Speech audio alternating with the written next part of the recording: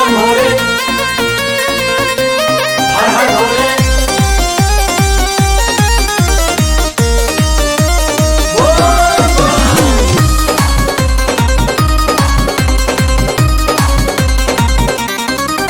केओ कह अढ़रदानी केओ कहे छ मसानी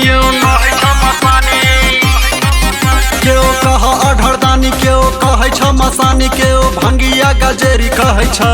ओ बाबा बस हसवार रहे छ तू त गौरा के साथ रहे छ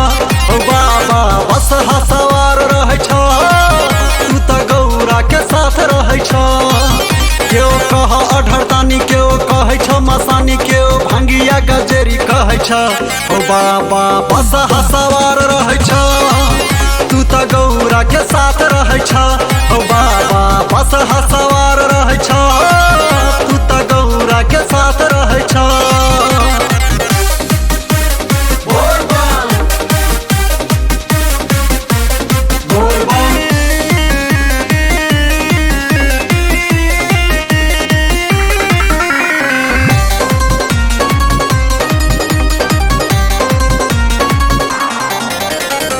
पहिरे छ बाबा तू त बाघंबर दुनिया कहै छ तोहरा दिगंबर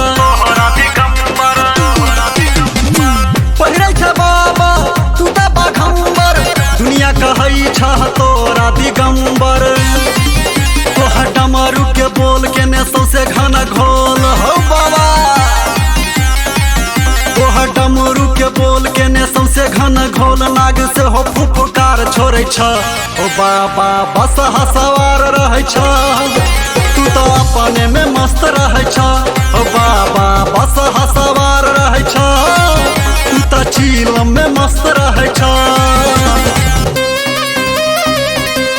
बम बम भोले हर हर भोले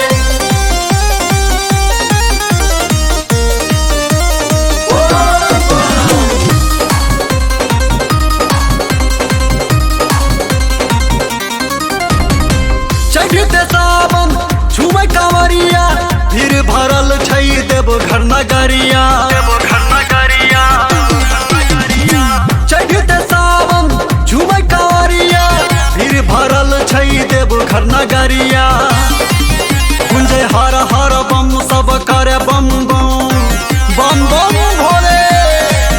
गुंजे हर हर बम सब करे बम बम नुनु तोहर गुणगान करे छ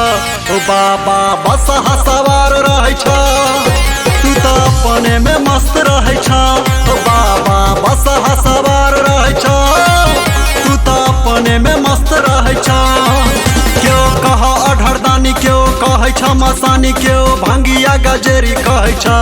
ओ बाबा बस हसवार रहे छ तू तो अपने में मस्त रहे छ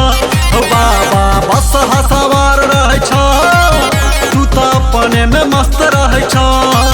क्यों कह अढ़रदानी क्यों कहे छ मसानी क्यों भंगिया गजेरी कहे छ ओ बाबा बस हसवार रहे छ तू तो अपने में मस्त रहे छ ओ बाबा बस हसवार रहे छ तू तो अपने में मस्त रहे छ।